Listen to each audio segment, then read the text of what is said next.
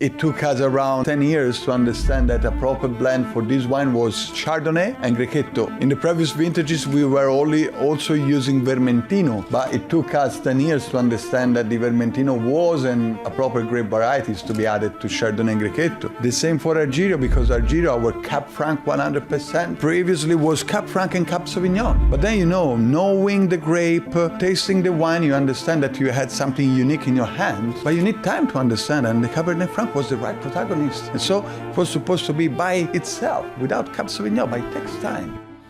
Sit back and grab a glass. It's Wine Talks with Paul K.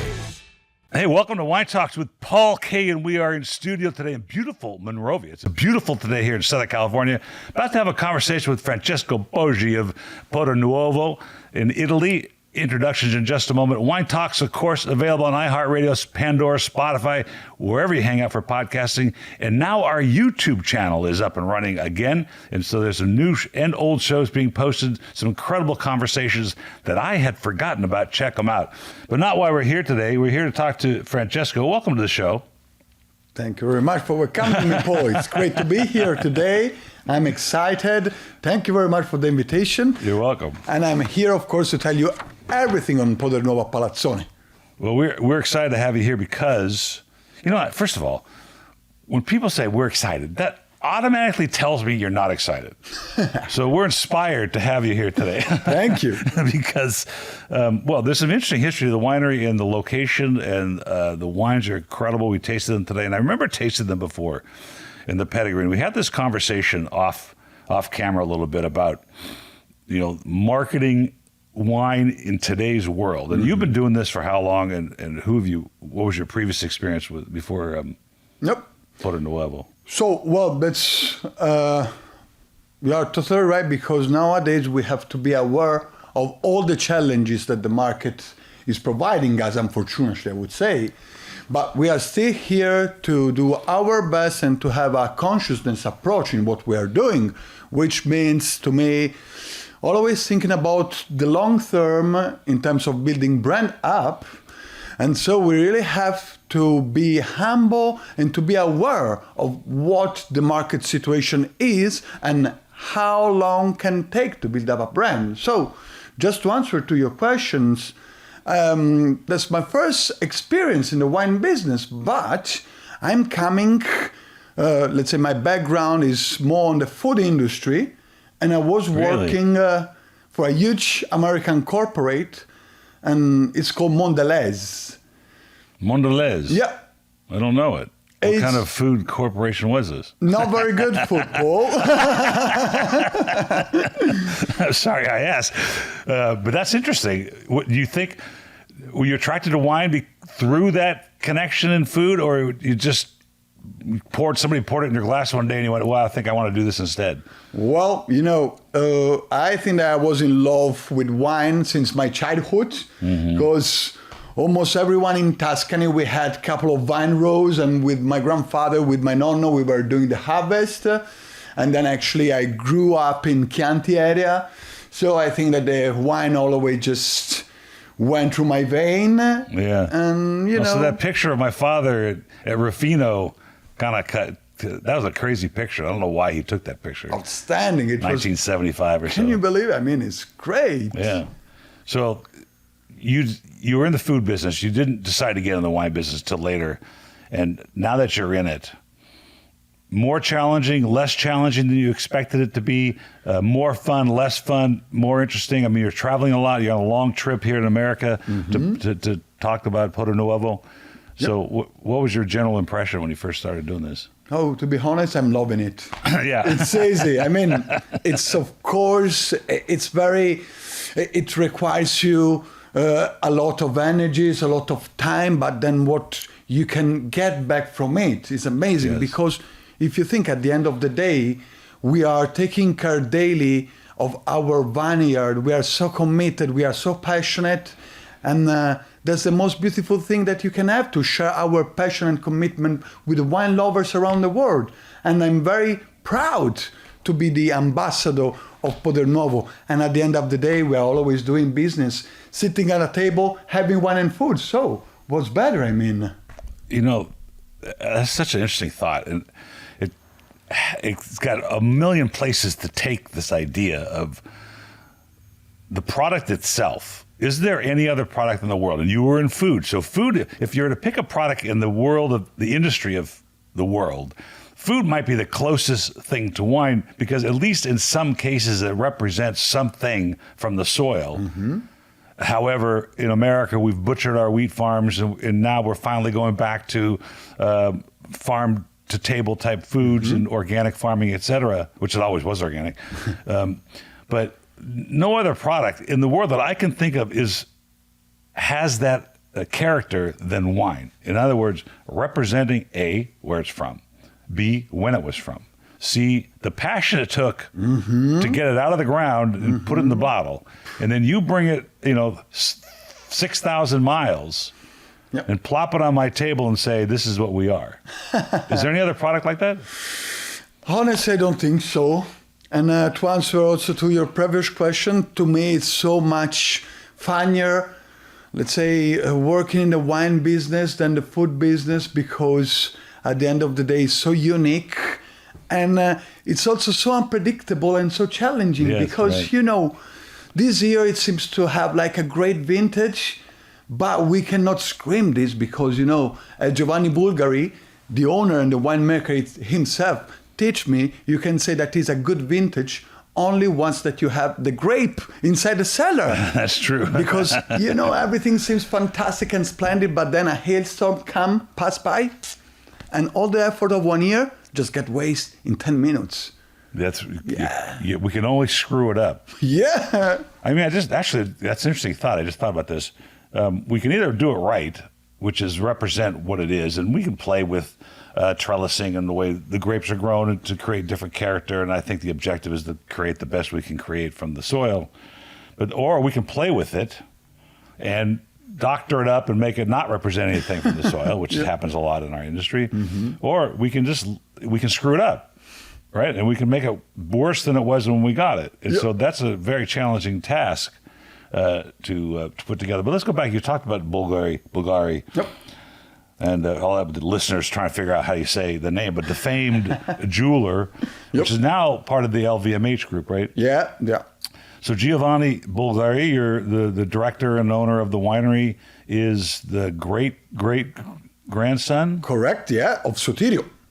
Wow, of Sotirio, who was the founder of the... Correct. Now, I have to say, I have a set. I bought them at auction. Remember we were talking about auction stuff and all the lights in here are from auction? Yep, for sure. So I have a set of Bulgari tuxedo buttons and cufflinks that I bought at auction. Oh, that's cool. Yeah, and they're really cool. They're really the quality. So, and we talked about this a little bit. A luxury brand like Bulgari, and I told you I went to Set Ponte and we tasted wine with Cuseri, who's a part of the Prada group. For sure, yes. So let's go back to that time. The great-great-grandfather of Giovanni, he was interested in wine. Do we know the history of why he started this idea? He was... Yep. Go ahead. So let's say that is quite peculiar as history because, Sotirio was actually a Greek gentleman and he was a shepherd and a silversmith maker. But don't forget, Molly Broussard was just up. She was a digital marketer in the wine sector. And she basically says, you're doing it wrong. Have a listen to that or watch it on YouTube because she talks about what elements of marketing are necessary to get a brand off the ground in the wine trade. And man, if we could figure that out, we'd be in good shape. And also coming out is Angelica Mabray. And she is the head director of Donham Estates. Now, you want experiential innovation. You want what changes in the wine industry that need to occur. This is Angelica. She talks about and shows us what is happening at Donham Estate. They make about 21 different Pinot Noirs, and it's an incredible location to visit in the Napa Valley. Wait, he was a shepherd. Yeah. And a silversmith maker. A silversmith. Yeah, at the same time. Wow. Yeah, so he was already somehow involved with nature and farming. Yeah. With the shapes, of course. But what was moving him was actually the silversmith making. And we all know how the Greek people are famous for the silversmith making, because they are very maniacal on every single details. But going back to the Bulgari family history, he moved Sotirios Bulgaris, then once he arrived in Rome, changed the name and to make sound the name more Italian in Sotirio, from Sotirius. Bulgaris turned in Bulgari. Everything started during the end of the 800. He moved from Greece to Rome, exactly 1884. He arrived first in Naples, then he moved after a couple of years to Rome, and there Sotirio opened up his first shop of silversmith making. Then he said, well, silver is good, but jewels could be better. Yeah. And that's how the Bulgari family born. So this is an interesting thought, and it goes like it's a current problem. Maybe it's not even a problem. Maybe this is just the way humans are. He leaves Greece. He's got a very Greek name, and he comes to Italy seeking a better life, probably. Yeah, correct. Something Exactly. And instead of waving the blue and white Greek flag all the time, he decides, I want to assimilate into the Italian culture. Correct. Yep. Right? Which is my grandfathers, who all my grandparents came from Armenia or Turkey, and they had the same thought. This is 1915 or 1918, that I want to be part of the American culture. Makes sense to me, right? For sure. Come on. I want to perform there. And the reason I don't know Turkish is because, and my parents spoke Turkish in the house, is because they wanted to raise American kids. I see. Yeah, right? For sure. And so here's this guy in Italy, who's Greek in Italy, and he opens a shop, which is very entrepreneurial. And I suppose being a shepherd and a silversmith in a foreign country sort of prepares you for almost anything. Yeah, taking the risk of everything, right? I mean, yeah, for sure. Totally. And you have so to be brave, And so from that point, then Giovanni's father took over the jewelry business. Yeah, because Gianni, his name was Gianni, no? Yeah, let's say Gianni, he is actually the uncle. Mr. Paolo, he is the father of Giovanni, but you are totally right, because that's a family story. And I think that family are always bringing the passions, the values. And so everything began with Sotirio, trying to integrate himself as much as possible in the Italian culture. And I think that is a good way to approach this. And then, Paolo and Gianni took over. And then what happened with Giovanni and with his sisters? Sometime happened that, especially this kind of child are looking to build their own street, their own way. You're right. Giovanni was in love with nature since ever.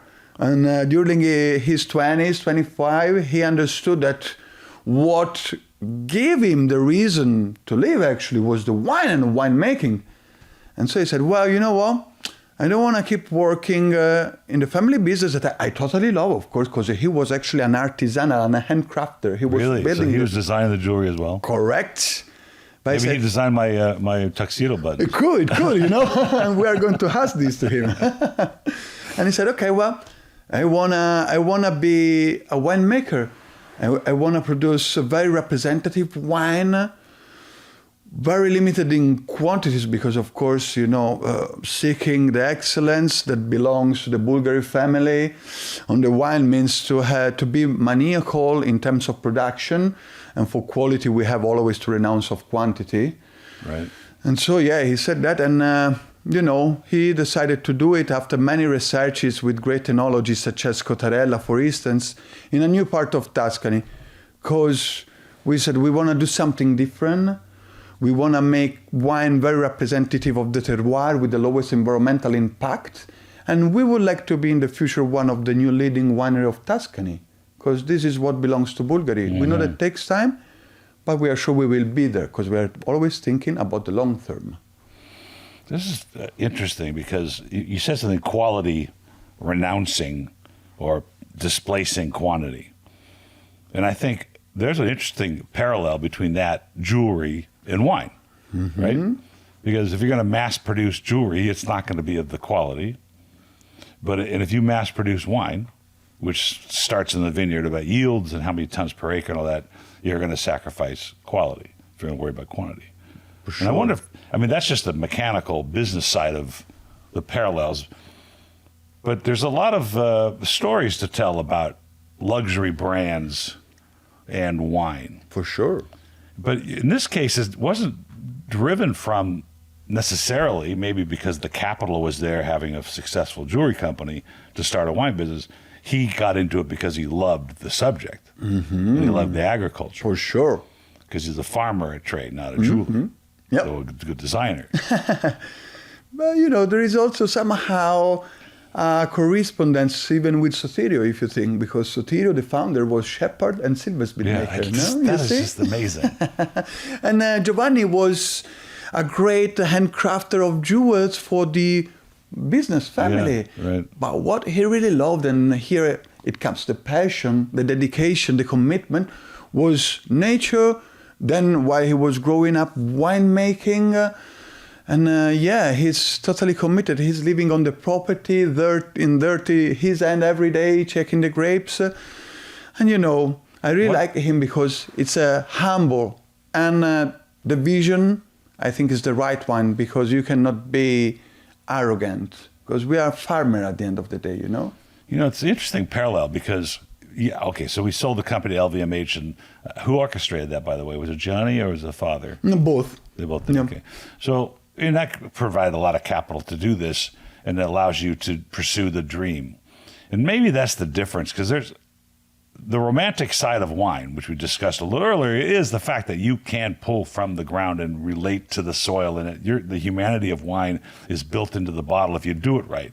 But then you got to make a buck, right? Yep. And this is the part where, you know, where Francesco gets involved, because Yeah. he has this work to do. Correct. Which is travel the world and tell people about this brand, because that's what you want to do. For sure. You eventually want to make some money.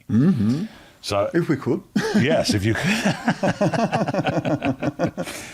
But it's just not easy to do, and it's a very slow process, and it's only once. The thing that's interesting about this product is only once a year. Like, you can make bourbon all you want, you can make beer all you want, as often as you want, cider, but you can't make wine as often as you want, and you're handed what the representation is going to be. For sure.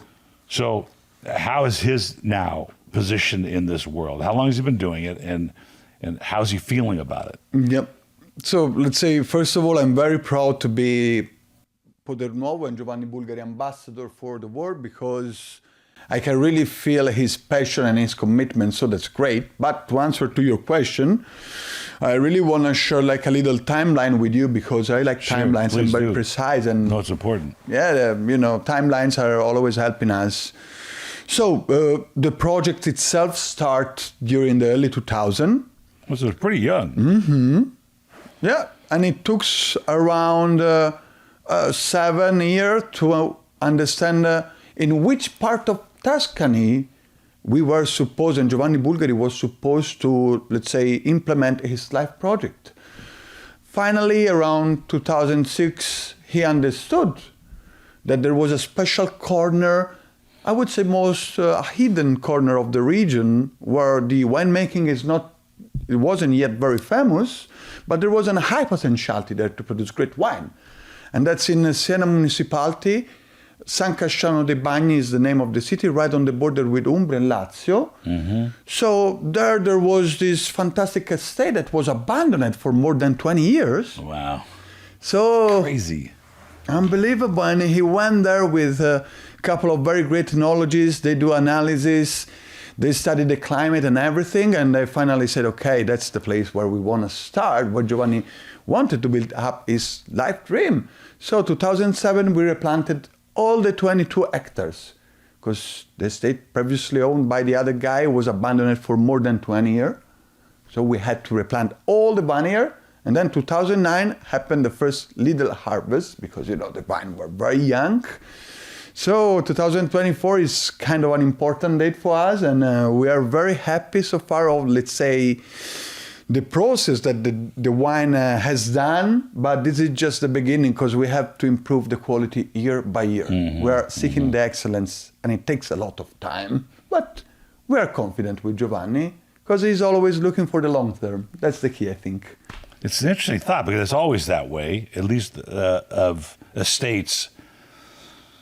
You know, when they planted in America, and they were, you know, if you were going to start a winery in Napa Valley, you possibly would start with a grape that doesn't require aging and you can bottle right away, you know, like Riesling or something like that you could just pick, ferment, bottle, get some cash flow, right? And you know, Riesling's not the most popular grape in the world, but at least it has that feature. Yep. If you're going to build a brand around the varietals you're growing, it takes time. It takes a little extra longer. It takes 4 or 5 years for that first vintage, and you really didn't know what you were getting. He didn't know what he was getting. This hadn't been.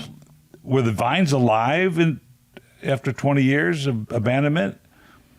I mean, or they had to replant? No, we replanted everything. Yeah, we kept the clone of the Sangiovese. That's it. Yeah, but we replanted everything because all the, let's say, vine row structure were wasted, were destroyed. So we had to replant everything and start from scratch, which was a good thing on a hand, because through also the studies and the researches, we understood even which kind of grape varieties fit better the kind of soil and climate.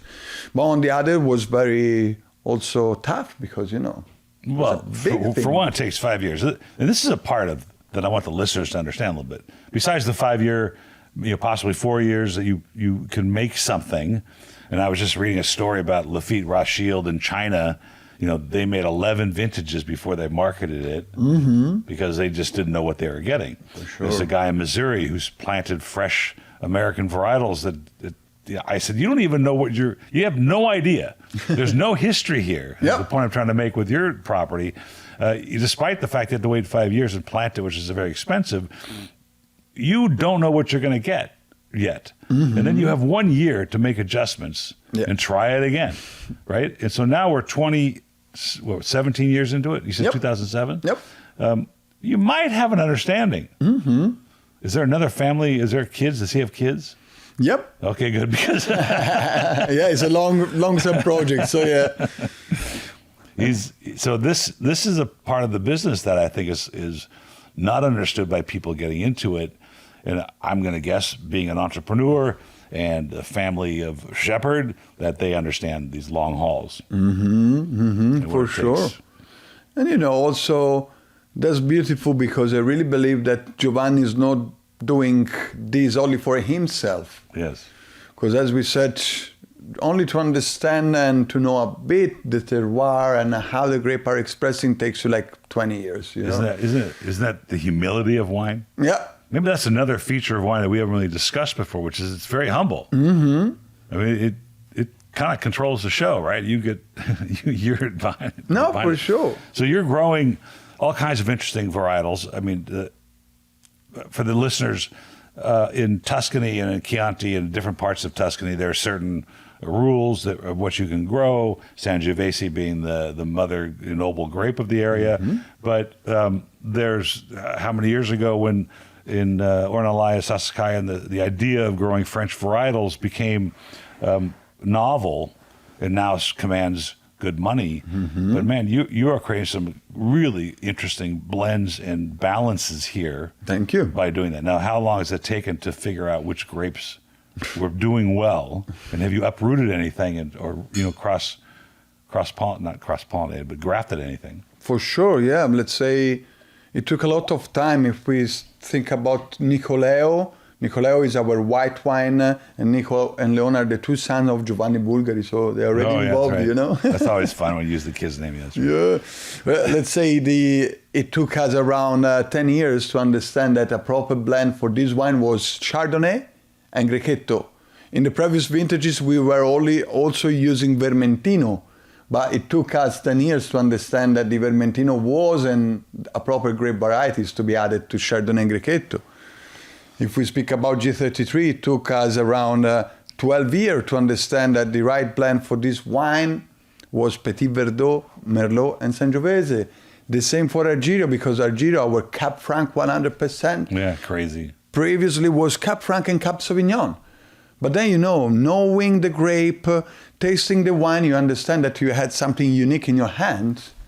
But you need time to understand, and the Cabernet Franc was the right protagonist. And so it was supposed to be by itself, without Cab Sauvignon, but it takes time. Yeah. It takes time to do that. And this is an amazingly expressive wine, and the structure of it's amazing. Thank you. Well, let's talk about that for a second. The Grichetto in Chardonnay. Now, one of the best Chardonnays I've ever tasted, and I can't remember the vintage or the maker, was Italian. Okay, beautiful. Okay, I mean, really, seriously, the most complex, layered, adulterated with oak and stuff. Just an incredible expression of Chardonnay was Italian, and Italy's known for the fact that it has like 2,000 grape varietals or some number like that. You can never get a solid number on this, but they're all out there. Yeah, for sure. And there are Umbrians that are propagating some of these ancient grapes, making wines from that are making incredibly complex things. So. And Vermentino is the white grape of Tuscany. Yep. And you said, no, I don't think it's working here, at least with the soils and the weather and what you have at Podernuovo. Yep. So this balance was amazing to me. Thank you. You know, what we are trying to do at Podernuovo, because we are only using our grape, we do the harvest by hand, we do massive selection. The total production could be up to 300,000 bottles, but we are producing only 100,000 bottles. And to come back on Nicoleo and why we decide, to use Grichetto instead of Vermentino, is because actually the winery itself and the red grape varieties are in Tuscany. Okay, and there we are having a very rich soil made by bluish clay and limestone stripe. Instead, the white grape varieties are in Umbria, only 30 minutes far by car from Podernuovo. But there in Umbria, we have this fantastic soil made by sandy and huge phosphate shells. And that's the perfect environment for the Grichetto. Yeah. And we want to produce wine that are representative of the terroir. We don't want to, let's say, Botox them, We want to really keep the wine as more realistic and more representative as possible of the soil, of the nature. That's why we decided for the Grichetto. I think that's the key to the success of any brand eventually is going to be representing. I mean, the goal is to best represent what you've been given. And I don't think you can. So there's this balance of marketing wine, this aristocracy of wine. And I think the wine industry sort of self-propagates the aristocracy, not intentionally to keep people out, but to help people understand the complexity of it and what the value of that glass of wine is. So you've come to America and you've been here for like 2 weeks already. Yep. How has the response been on this trip? So starting where? Where'd you start? New York? Oh yes. So from New York, I was there for the James Suckling event, the Great Wines of Italy. Oh yeah, that's right. Yep. Because we are happy, and James is always scoring the wine with very interesting and good results and scoring. So we start there in 2nd of September. Then I flew to Miami, Seattle, and then here. Wow. Yeah. But so the general reception, let's just go back to New York. That's a big event. There's a lot of people there. Maybe this is part of the humility of wine. You're standing at a booth for how many hours? And you're pouring off and you're talking. I mean, I stood at a booth from 1988 to 2007. Wow, long time. And I know exactly what how it works. Yeah, and it can only be from the passion of presenting this product that you can do that work. I mean, that's all it takes. So in general, the reception, let's say a Suckling event was, to me, was great, and it's not only a personal perception because you know how it's hard to sit in a booth. Better to stand in a booth. Stand in a booth, yes. And speak with people, pour the wine. But when you finish all the bottle 1 hour before the end of the event, it means something, Yes, right. You got the satisfaction. Right. And by finishing the wine, and I'm sorry because I had to say no to many people that were coming because I was out of wine. Wow. 1 hour before. I mean, Wow. that's the best feedback and the best That's true. result that I can That's get. true. Just like very satisfactory to me. James Suckling has done a lot for this industry, and I've met with him a few times. He's come to some tastings in LA. We've had a chance to sit down and talk. And we were talking about scores off camera a little bit. Yep. And you made an interesting comment that in the industry, we know what our wines are. If we make them the right way and we know what we're representing, we stood on that soil. We sometimes we taste the dirt, literally. And so we know it's there. We're not really concerned what the scoring or the critics think of it. But it's a really important part of our industry for the consumer to have that reference. Yep. So, and I relayed a story, and I wanted the listeners to hear this. When I was in New York, I was in a little town called Potsdam where my daughter lives. It's not the edge of the world. You know, the edge of the world is right across the street. And there's a very few wine shops, if any, liquor stores with a glorified wine section. And after all my experience, all my 100,000 wines I've tasted and more, and I look at that shelf, and if I've never had it, I don't know it. For sure. Right? Normal. In fact, I didn't bring it up when we were talking in the tasting room. There was an Amarone there, which had a great valued price, but it was at the very, very top of this unair-conditioned liquor store. You see? It could be a problem, huh? so I figured from at least my experience, I know that one's not going to be any good. No. Particularly from the basis of Amarone. But anyway, I ended up buying from the scores. So I think there's value in it to the not uneducated, but uninformed buyer who doesn't know, like me in this case. I was uninformed as to what, and I don't know clearly the guy who buys the wine for this liquor store is not an educated For sure. aficionado. No. So I relied on the scores. I bought a Bordeaux that had a 91 from the enthusiast, and I thought it served a purpose. And it kind of changed my mind. Not changed it, but it sort of added to my thought process. So, but I think in your case, it's necessary to have these scores, at least submit the wines for that same purpose. Do you submit all the wines? Yeah, we do. And, I totally agree with you when you said that scoring, a score doesn't, and a high score doesn't mean that a wine is fantastic, okay? And also somehow we should be aware that a wine that got 95 points from Tuscany, for instance, could be totally different than a wine that got the same scoring from the same critic from Napa. Okay, Yeah, that's right. But what is important from the scoring and why we are submitting all the wine to the critics is because the scoring at the end of the day are a good compass for people that are purchasing the wine. Right. Because, when you are facing a shelf full of wine, sometimes you can feel intimidated. You are buying a bottle of wine because you want to share something good with the people that you are having dinner, or even only for yourself. But if you are not having any knowledge, how can you choose a good wine? And hear the scoring. This can help people to feel ensured, to feel okay in purchasing a bottle of wine. But scorings, of course, are not everything. They're just like a little support, I would say. What if they did scoring in jewelry? What? There is somehow scoring on jewelry. If we think about diamonds, they are having That's a level true. of purity, no? Yeah, I didn't think about that. Yeah. That's a mechanical, very specific scoring, but it's true. It's a score. I would like to have the same price point for, Of course, right. I'm Now still there's joking.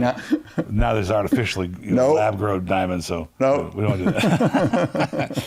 But that's kind of interesting situation for scoring, because I've walked into a wine shop or a market, and one Easter years ago, I was responsible for the wine for my in-laws' Easter, and I forgot to bring it. Wow. And so I had to go to the store. That's weird. It was weird for you, no? Yes, it's very strange. And I'm 50,000 wines into my tasting, regiment, and I look at the shelf and I go, oh my God, I don't know what to get.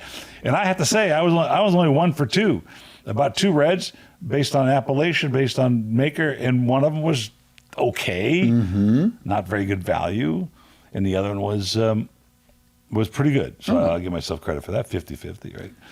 There's a whole thing going on in the world of wine, and maybe this lies in what you are doing in the winery. And they're talking about innovation, and I have a hard time with this. In fact, I'm bringing on a professor from USC, the University of Southern California, on the show soon, who teaches the subject of innovation. Okay. And I think in our business, we've got manufacturing innovation, which you guys tried to do. We've got marketing innovation, which is whatever. We have packaging innovation. Yep. Right? And then we have distribution innovation. I mean, there's so many different points where we could intervene and switch directions and not know the result. And I looked up the word innovation. It means bringing something of value to an industry or a change. When I come to visit Podernuovo, what do I see? Well, you will see a quite peculiar scenario, I would say. Peculiar scenario, that's interesting.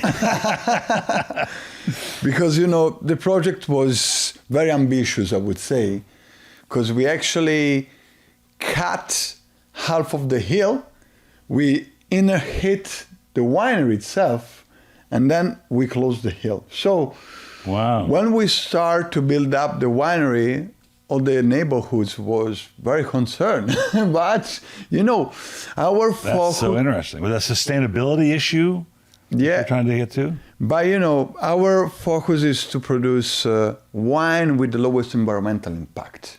So everything what we did was crucial to be close to zero emissions, because nowadays Podernuovo itself is kind of a natural cave. It disappears inside the hill, and through the geothermal system we can use the heating and cooling system without emissions. On the roof we are having all photovoltaic panels, so we are almost fully sustainable even with that. And it was a huge and massive project, but now you cannot really notice that Podernuovo wasn't there before the early 2000, because it's so well integrated with the nearby landscape. Wow, that's so interesting. That even from the street, because we are relaying around 400 meters of altitude, so on the top of the hill, the structure is big. But from the street, you cannot see it. Huh. It seems part of the hill, And so as a visitor, I drive up, all of a sudden it appears to me, so to speak. What else? Is there a tasting room? Are there accommodations there? Do you have Yeah, we have I would say a beautiful, I want to be humble, but to me it's beautiful tasting room that is above the barricaia, the aging room, with this very big table where we always sit and do the experiment on the wine. We do the blend, we taste the different barrel, and where we can also host people for tasting. And we are also finishing a villa in the middle of the vineyard, and it will has all the facilities that are needed to relax and to have a pure experience of the Tuscan terroir. Yeah. So if I'm tasting, I can see the lab? I can see where you're tasting, blending, or whatever? If you are tasting, you can see the barricaia, the aging room, where the barrels are. And if the enologist is working on the blending, you can see him. Okay. I showed you this picture of my father and I. Yep. And he's wearing a pharmacist smock there. He's a pharmacist by trade. In fact, if you go through the back door there on his left, and you take about 25, 30 steps, you end up in his pharmacy. Okay. In the back. No way. Where he was counting pills and things. But when he opened his pharmacy starting in the 60s, and all the way to this one, which was the last one he sold in 86, he started a window. Okay. And now back then, pharmacy, you compounded, you made prescriptions sometimes. So the doctor said, I need a mixture of whatever drugs. He would mix them for you, either put them in a pill or a liquid or whatever. Wow. And it's come back in America. It's a very important Which part is good, of pharmacy, right? Yeah. But he made it so you could watch him. You see? So that you present the prescription to the cashier, he goes behind this glass thing, and you can watch him with a spatula and weigh the things out. Amazing. And I'm thinking, that was very innovative on my father's part, because nobody did that back then. And now it's coming back. Almost compounding pharmacies almost went away in America. And here you are in Italy, experientially giving people something to remember. Yep. And they would say, I watched that guy blend the wine if he's doing it at that moment. How much fun is that? But, I believe that the unique way that we are having to share our passion, our commitment, is to involve people in what we are doing. It can be while I'm traveling by telling the story and the vision of Giovanni, or if you come to Podernuovo to see with your own eyes what we are doing there, how we care about the plant, how we taste the wine, because somehow we have to be involved, to be witnesses, no? Yes. And that's the unique way, and also to trust what we are having. And so when it comes, so that's, I'm going to call that, well, we should call it experiential, the experience, innovation and experience. And so that there's something for somebody to take home with them when they come and visit. For sure. And because on the internet today, there's no loyalty, right? We don't. Yeah, I do agree with you. Right, we were talking about the 50 cent a liter crap that's in the marketplace, and I tell this story all the time. Maybe the listeners are tired, but it's not an experience to sit home and pour a glass of wine and go, I got this for $5 on the internet. That's not an experience. Totally. Versus, we were in Italy, or I had dinner with Francesco, and he was telling the story about the way they blend the wines, and you can watch them. Or when we were there, we got to see this, and not everybody can go to Italy to do this, but. I think that's where the brands are built. I think that's where the ideas are built. I think that's where the stories are told. Yeah, for sure. And in my opinion, is also a proof of transparency, to share the process, because you don't have to hide anything. Right. And also, it's such, important to experience in order to build up memories. That is the unique way that we are having, I guess, And we are really proud when people are coming and we do a barrel tasting, or even if we are having guests over and they experience the harvest, for instance, or like the blending process. Because, this is the unique way that we are having to share our passion and to see how much still the human value is crucial in the wine business.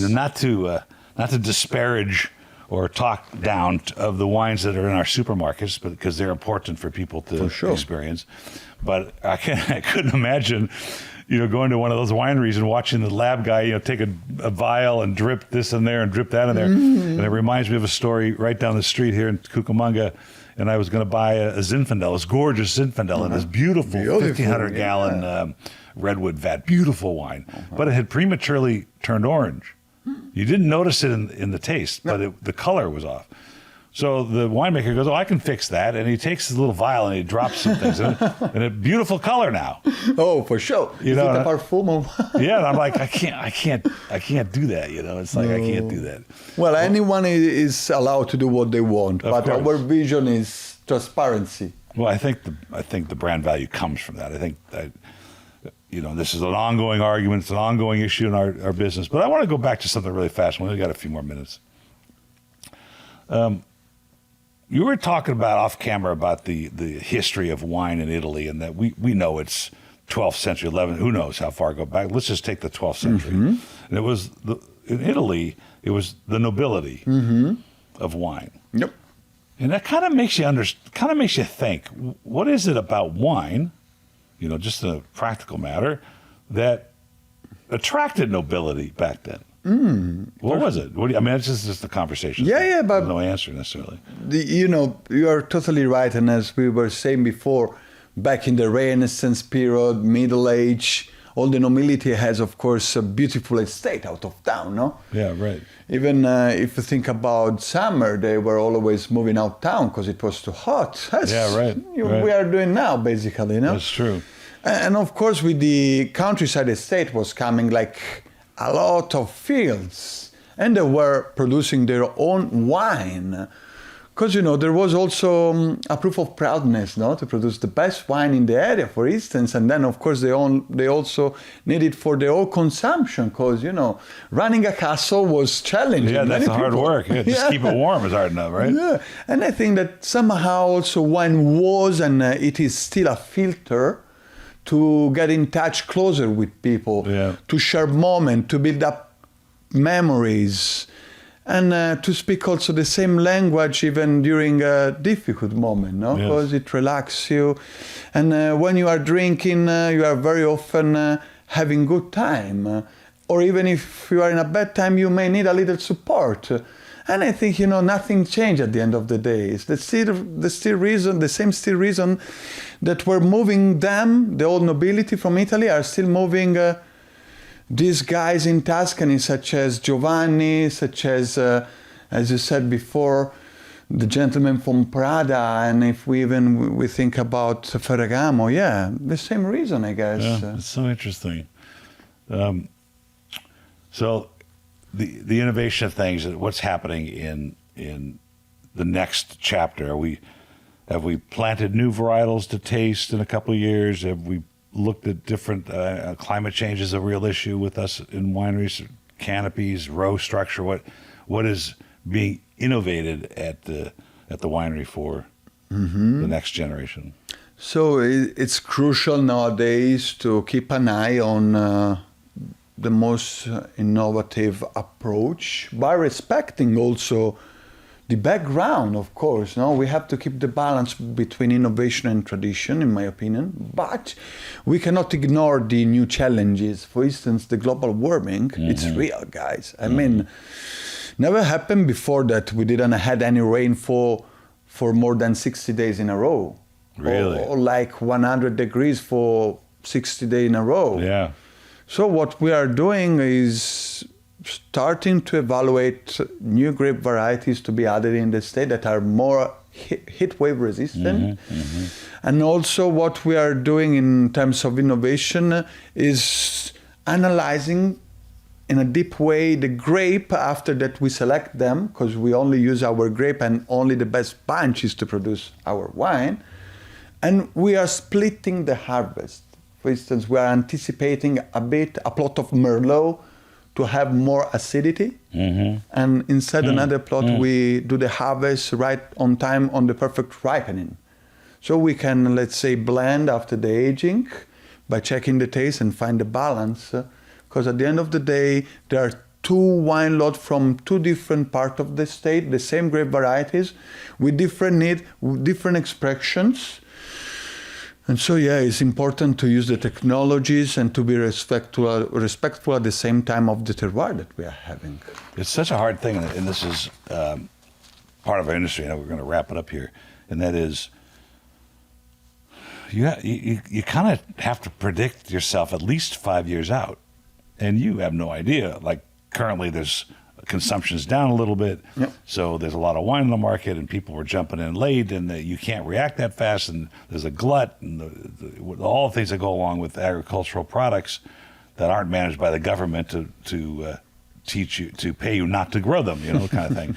And so, but in order to anticipate the effects of global warming, it would take at least 5 vintages to understand that. And then not only that, if you're planting new varietals or new trellising methods or new canopies, you're trying to predict that. So that's the business of wine that I don't think people understand, because all we get to see is what's in the bottle and how you handle all that change. But there's a lot going on. But I also think that it's crucial to be confident and always think to the long term.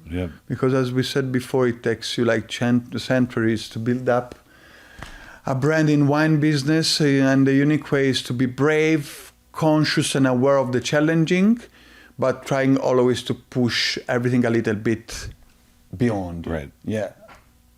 That's right. That's a good word.